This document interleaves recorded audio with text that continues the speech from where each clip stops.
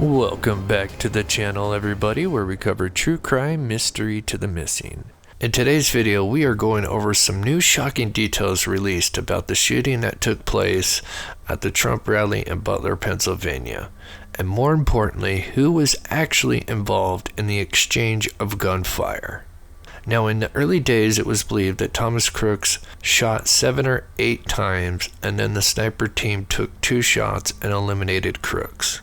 But a recent report has given a whole new perspective on what exactly transpired that day, and it shows how lucky that more people were not harmed or killed by the gunman. At 6:06 is when Thomas Crooks would pull himself up onto the roof, and we know that people in the crowd nearby were shouting that there was a gunman on the roof and alerting to law enforcement. At approximately 6:10, a police officer attempted to lift himself up to the roof, but Crooks had turned his weapon towards the officer, which caused him to let go and fall down. This likely had forced Crooks to begin shooting shortly after, as he would take a shot at Donald Trump at 6:11 p.m. A recent video uploaded by Dayve Stewert, who was at the rally, was literally standing between Crooks and his target, Donald Trump. Dave was about 50 yards or so from the shooter. With Dave's footage, I was able to take the audio and enhance it and show something that goes along with the new details and video that has come out recently.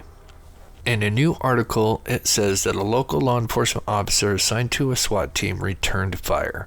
This was just after the 8 shots that Crooks fired towards Trump and the rally goers nearby. This was just after the 8 shots that Crooks fired towards Trump and the rally goers nearby. This act by the ESU, Emergency Service Unit, was absolutely huge in distracting Crooks, which likely caused him to expose more of himself, allowing the sniper team to take the fatal shot. This officer was standing approximately 110 yards from Crooks, positioned here.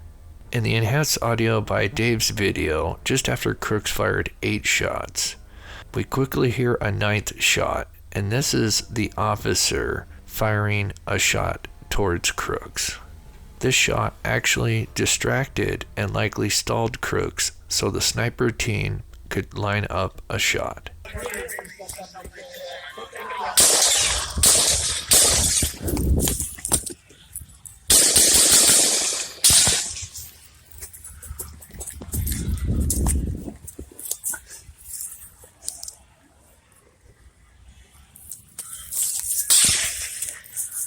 So we first have Crooks firing 3 shots in steady succession.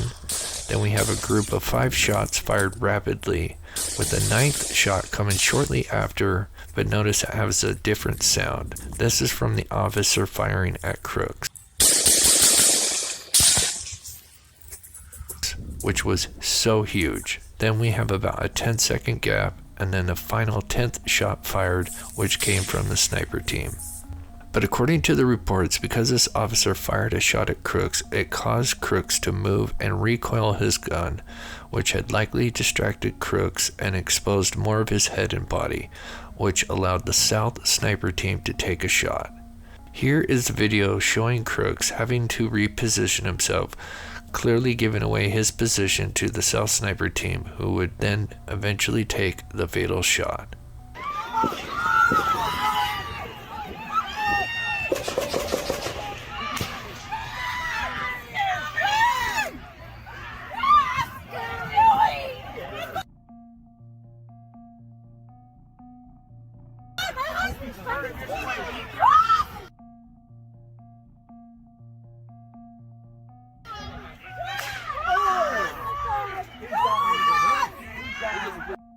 This video and news is truly amazing and shows how lucky Trump and others are that Crooks didn't fire his entire magazine, which had caused even more injury and death, thanks to this officer and the sniper team. Although there were many mistakes made, this clearly could have been a lot worse. Hope you enjoyed this breakdown of the audio and new details. Please share your thoughts in the comments below. Please smash that like button and consider subscribing to the channel. There are also many great ways to help support this channel via members or Patreon, and thank you so much for watching.